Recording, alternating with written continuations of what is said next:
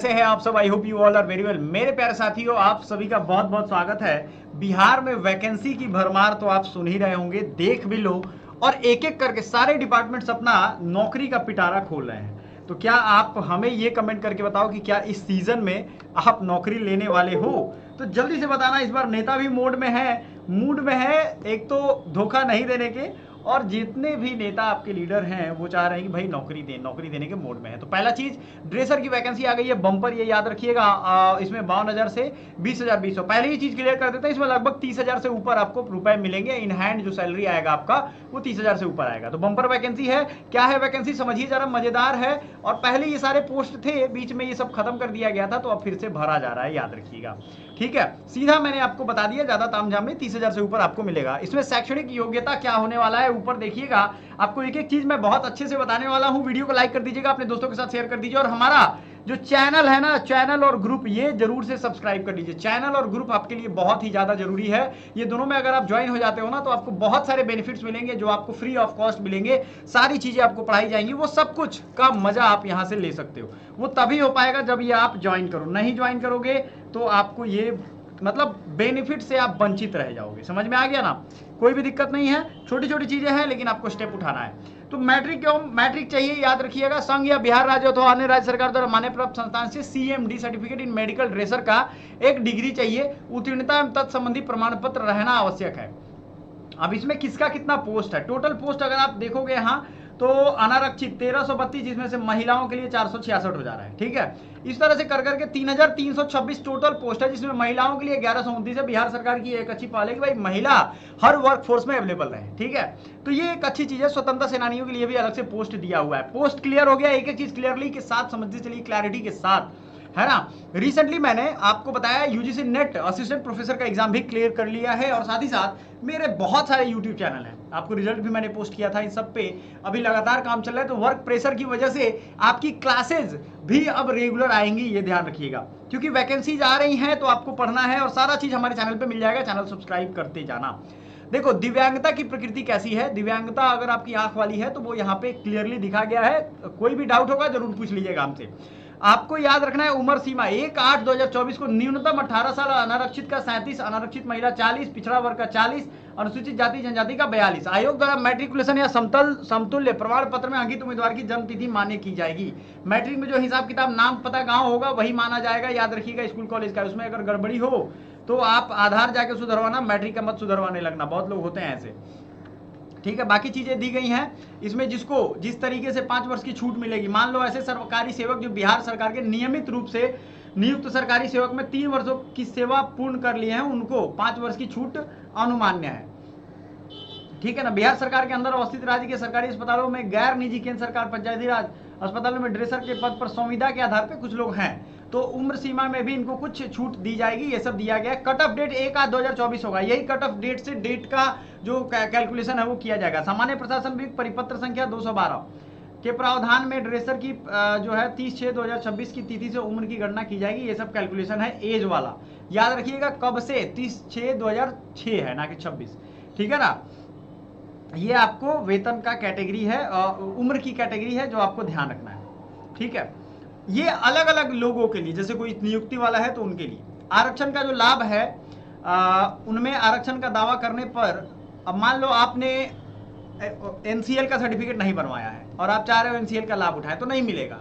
ये चीजें क्लियर रखो। जो जिस कैटेगरी में आरक्षण का फॉर्म भरेगा, आरक्षण का अपलोड करेगा, उसी को मिलेगा ये सारा का सारा चीजें। ठीक है। अनुसूचित जाति एवं अनुसूचित जनजाति के उम्मीदवारों को निम्नलिखित प्रमाण पत्र जमा करना होगा। जाति प्रमाण पत्र, स्थानीय निवासी या डोमिसाइल प्रमाण पत्र देना होगा। पिछड़ा वर्ग या मध्यम पिछड़ा वर्ग के उम्मीदवारों को निम्नलिखित प्रमाण पत्र जमा करना है, जैसे क्रीमी लेयर रहित प्रमाण पत्र, बिहार के प्रयोजनार्थ जो होगा, और अस्थायी निवास का मूल निवास डोमिसाइल प्रमाण पत्र। क्लियर हो गया। ये भी आपको आर्थिक जो रूप से EWS वाले हैं उनको आय एवं परिसंपत्ति प्रमाण पत्र, अस्थायी निवासी मूल, तो ये आपको आवासीय भी चाहिए और आपको EWS का सर्टिफिकेट भी चाहिए। हो गया, समझ में आ गया। केवल जाति प्रमाण पत्र के आधार पर पिछड़ा या मध्यम पिछड़ा वर्ग के उम्मीदवारों को आरक्षण का लाभ दे नहीं होगा, ये याद रखिएगा। केवल जाति नहीं, आपको क्रीमी लेयर रहित प्रमाण पत्र बनवाना है। बार बार नहीं बताऊंगा, मैं बता चुका हूं। अब कोटि जो है उसकी क्रम संख्या यहाँ पे दी गई है। आरक्षण कोटि के उम्मीदवार अपनी जाति के अनुरूप आरक्षण के संबंध में पूर्ण रूप से संतुष्ट होने के पश्चात ही आरक्षण का दावा करेंगे। ये भी होगा। मान लो आप उस कैटेगरी में नहीं आ रहे, धोखाधड़ी से करोगे तो कई बार केस होता है, नौकरी चली जाती है, फाइन भरना पड़ता है, सरकार को जेल जाना पड़ता है अलग से। तो ये सब नौटंकी मत करना। देखो मैं बहुत लोगों को देखता हूँ जाली सर्टिफिकेट बनवा के, और मैंने बीएचयू में पढ़ाई की अपनी, बीएचयू में एक प्रोफेसर हमारे हैं, वो फंस गए थे, आज तक फंसे हुए हैं, वो इलाहाबाद हाईकोर्ट में केस चलता है। तो ये सब चीजें मैं आपको एक एग्जाम्पल दे रहा हूँ, है ना। असिस्टेंट प्रोफेसर थे, उनकी हालत बड़ी बुरी हो गई थी और अभी भी है। तो आपको ये चीज़ों के चक्कर में नहीं पड़ना है भाई। ओबीसी में हो, ओबीसी का सर्टिफिकेट बनवाना, ये सब लोग करके और जाली करके और मजे से जिंदगी तो जी रहा है, लेकिन उनकी जिंदगी देखो किस तरीके की रहती है ना। आवेदन शुल्क, उम्मीदवार की कोटि सामान्य वर्ग के 600 रुपए है, अनुसूचित जाति जनजाति बिहार के अस्थायी निवासी 150, आरक्षित अनारक्षित वर्ग की महिला 150, और राज्य के बाहर कोई भी हो उसको अनारक्षित कैटेगरी में ही रखेंगे, महिला हो या पुरुष, 600 रुपया। क्लियर हो गया। ऑनलाइन पेमेंट में ही होगा, ये याद रखिएगा। ऑनलाइन भुगतान में अभ्यर्थी को परीक्षा शुल्क के अतिरिक्त विभिन्न बैंकों का निर्धारित चार्ज भी देना होगा। बैंक मान लो कुछ चार्ज लेता है 10 रुपया, 13 रुपया, 18 रुपया, तो वो देना होगा, है ना। अगर वैसे जो अभ्यर्थी की अनुसूचित जाति जनजाति निःशक्तता के अनुरूप आवेदन शुल्क जमा करते हैं, भविष्य में उनको संबंधित प्रमाण पत्र प्रस्तुत नहीं किया जाता है, रियायती आवेदन शुल्क के आधार पर उनकी अभ्यर्थिता रद्द की जाएगी। निःशक्त अभ्यर्थियों को अनुसूचित जाति अनुसूचित जनजाति के कोटि अभ्यर्थियों को इस संदर्भ में सूचित किया जाता है कि वे स्वेच्छा से आवेदन शुल्क का सामान्य अभ्यर्थियों के अनुरूप जमा करा सकते हैं। चयन की प्रक्रिया क्या है भाई, तो देखो आपको 75 रुपया का सीबीटी मोड में एग्जाम होगा, कंप्यूटर बेस्ड मोड में। अब आप हमें ये बताओ कि क्या कंप्यूटर बेस्ड टेस्ट देने में कोई दिक्कत है।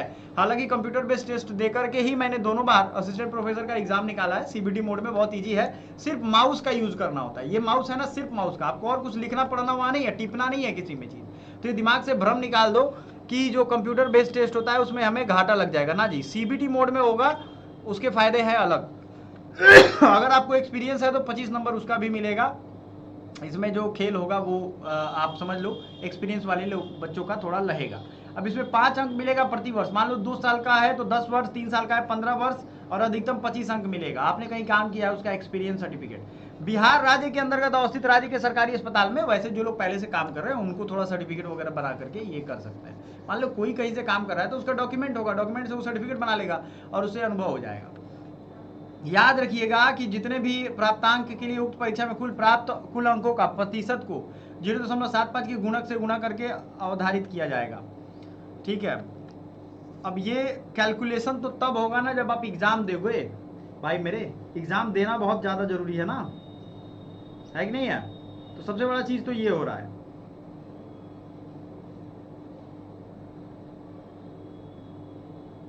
सही है गलत है, जरा एक बार हमें बता दीजिए, क्या सब चीजें समझ में आ रही हैं। कुछ बच्चों का सवाल है कि सर इन सब वैकेंसी को कैसे हम भरेंगे, ये वो। अच्छा ठीक है, देखो इसमें लोड नहीं लेना है आपको। वैकेंसी ऐसा नहीं होता है कि एक ही बार में सारा संसार आपको अपने मुंडी पे उठा लेना है, जी नहीं।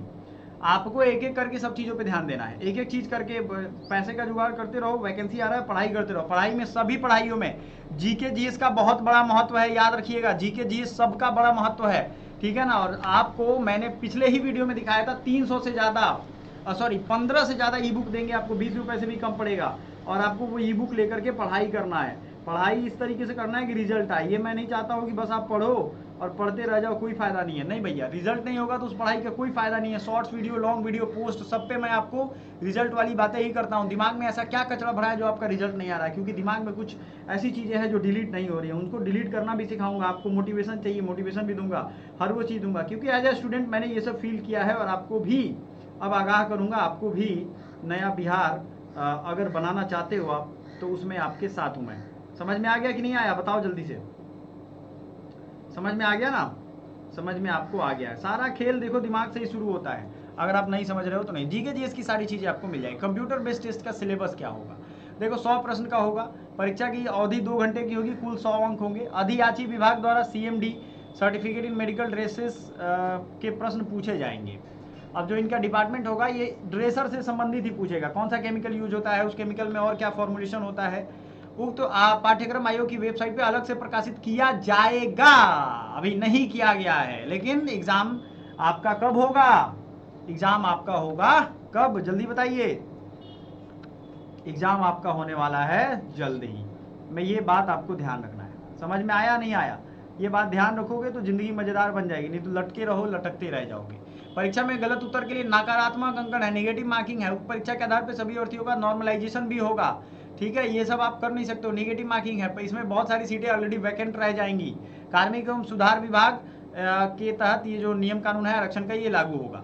ठीक है, कार्यानुभाव का जो होगा का मतलब आपको सर्टिफिकेट होगा, ये प्रमाण पत्र का जो फॉर्मेट होगा वो होगा, ये हम बाद में भी आपको बता देंगे। ऑनलाइन आवेदन पत्र में योग्यता, आरक्षण, कार्यानुभाव से संबंधित प्रमाण पत्र, अंक पत्र, मैट्रिकुलेशन चाहिए, मान्यता प्राप्त सर्टिफिकेट चाहिए आपको, प्रोविजनल प्रमाण पत्र चाहिए, जाति प्रमाण पत्र, स्थायी निवास, बिहार के स्वतंत्रता सेनानी के नाती पोते हो तो उनका चाहिए, दिव्यांगता प्रमाण पत्र, कार्यानुभव प्रमाण पत्र। ठीक है, ये सब चीजें चाहिए। अब आपको बता दें कि प्रमाण पत्र के अंक पत्र वही मान्य होंगे जिनका उल्लेख उम्मीदवार को अपने मूल ऑनलाइन आवेदन पत्र में किया है। ठीक है, विज्ञापन में संबंधित वर्णित सभी प्रमाण पत्र अंतिम रूप से भरे गए ऑनलाइन आवेदन को डाउनलोड कर हार्ड कॉपी सुरक्षित रखेंगे। फॉर्म आपने भर दिया ना तो सुरक्षित रख लीजिएगा, ये नहीं कि हीरो बनने लगे उसके बाद, तो हीरो बनोगे तो चले जाओगे काफी दिक्कत में। ठीक है, अपलोड ऑनलाइन फॉर्म में आप जाओगे जिनका अंक पत्र जिसका उल्लेख अपलोड ऑनलाइन फॉर्म में नहीं किया गया को आयोग द्वारा दस्तावेज सत्यापन में स्वीकार नहीं किया जाएगा। अगर आपने अपलोड नहीं किया है और बाद में लेकर के चले गए दूसरा तो वो नहीं लिया जाएगा। ठीक है, और ये आप वेरिफिकेशन के टाइम में ऑनलाइन आवेदन में अपलोड किए गए सभी प्रमाण पत्र अंकों को आयोग के वेबसाइट से डाउनलोड कर सत्यापन कराने हेतु प्रस्तुत करना होगा। अभ्यर्थियों को इसीलिए कहा जा रहा है कि उसको करके रख लेंगे। ठीक है, इसमें कोई गड़बड़ी होती है तो आप जिम्मेदार होंगे। अगर फोटोग्राफ होगा तो फोटोग्राफ क्लियर होना चाहिए, 3 माह के अंदर का होना चाहिए, आंखें खुली होनी चाहिए। आवेदन अगर आप देखोगे ईमेल आईडी सुरक्षित रखिए, मोबाइल नंबर सुरक्षित रखिए, आप ही की जिम्मेदारी है। अभ्यर्थी का नाम पता, चूंकि छोटे बच्चे हैं ना जो 10th के बाद भरेंगे या वो जिन्होंने पढ़ाई नहीं की तो भाई उनको तो ये सब बताना पड़ेगा, इसलिए ये बताया जा रहा है। तो ये सब स्क्रीनशॉट लेकर के रख लो। ऑनलाइन के लिए रसीद की प्रति डाउनलोड कर सुरक्षित रखेंगे। एक एक चीज डाउनलोड करिएगा, दिशा निर्देशों का भली भांति अध्ययन कर लेंगे। फॉर्म भरने में दिक्कत होगा आप हमें कॉन्टैक्ट करना, हम फॉर्म भरवा देंगे, मुश्किल चीज नहीं है। ठीक है, अभ्यर्थियों की अभ्यर्थिता रद्द कर दी जाएगी अगर कुछ भी गड़बड़ी होता है तो।